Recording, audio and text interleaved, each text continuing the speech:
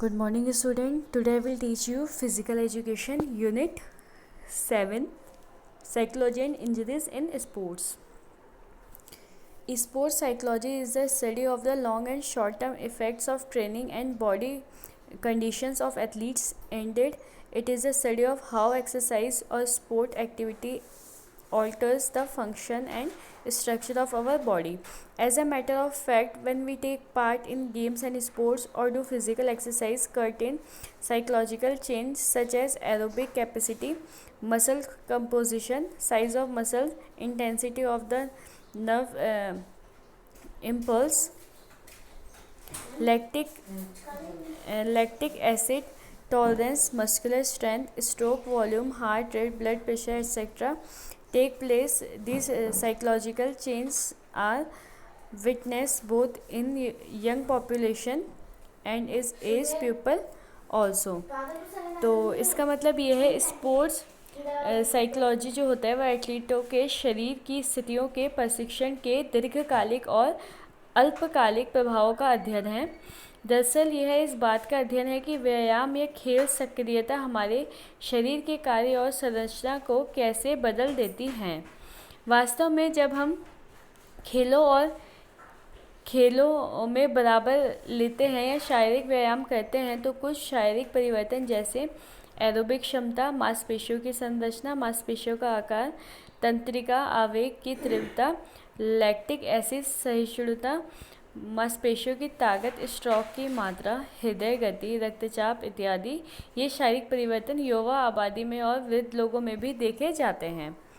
उसके बाद आता है हमारा psychological factors determining the components of physical fitness. There are various psychological factors that determine the components of physical fitness such as strength, speed, endurance, flexibility, etc. The various psychological factors that determine physical fitness are described below.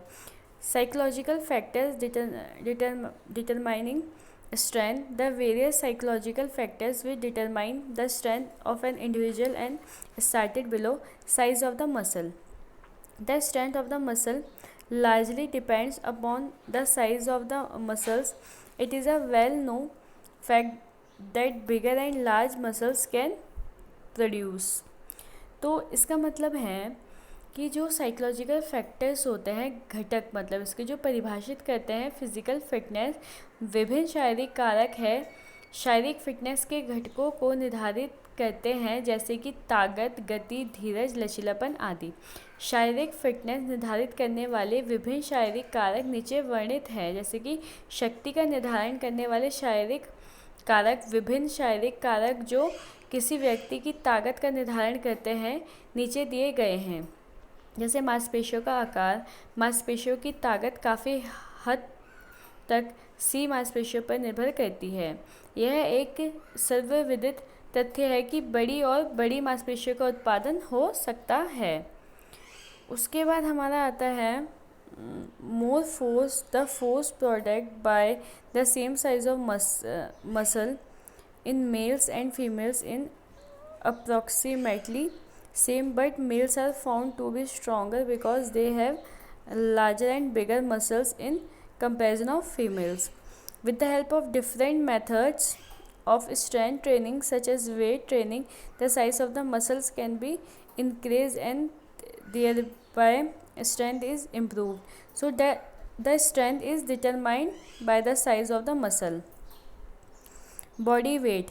It is also a well-known fact that the individuals who are heavier are generally stronger than the individuals who are lighter. There is a positive correlation between body weight and strength among international weightlifters. The heavier weightlifter lift heavier weight, so body weight also determines the strength of an individual. तो इसका मतलब यह है कि जो मांसपेशियों की संरचना है वो प्रत्येक पेशी में मूल रूप से दो प्रकार के मांसपेशियों फाइबर इसमें होते हैं। तेज चिकने तंतु सफ़ेद रेशे और धीमी चिकारी तंतु लाल तंतु। तेज चिकने तंतु तेज़ी से सिकुड़ने में सक्षम होते हैं और इसलिए वे अधिक बल पैदा करते हैं। ठीक है।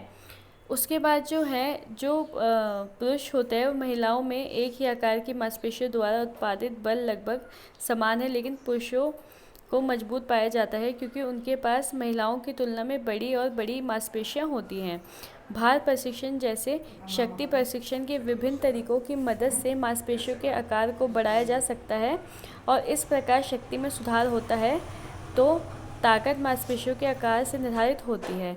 शारीरिक भार यह भी एक सर्वविदित तथ्य है जो कि व्यक्ति भारी होते हैं वे आमतौर पर हल्के रहने वाले व्यक्तियों की तुलना में अधिक मजबूत होते हैं। अंतर्राष्ट्रीय भारोत्तोलकों के बीच शरीर के वजन और ताकत के बीच एक सकारात्मक संबंध है। भारी भारोत्तोलक भारी वजन उठाते हैं तो शरीर का वजन भी एक व्यक्ति की ताकत को निर्धारित करता है।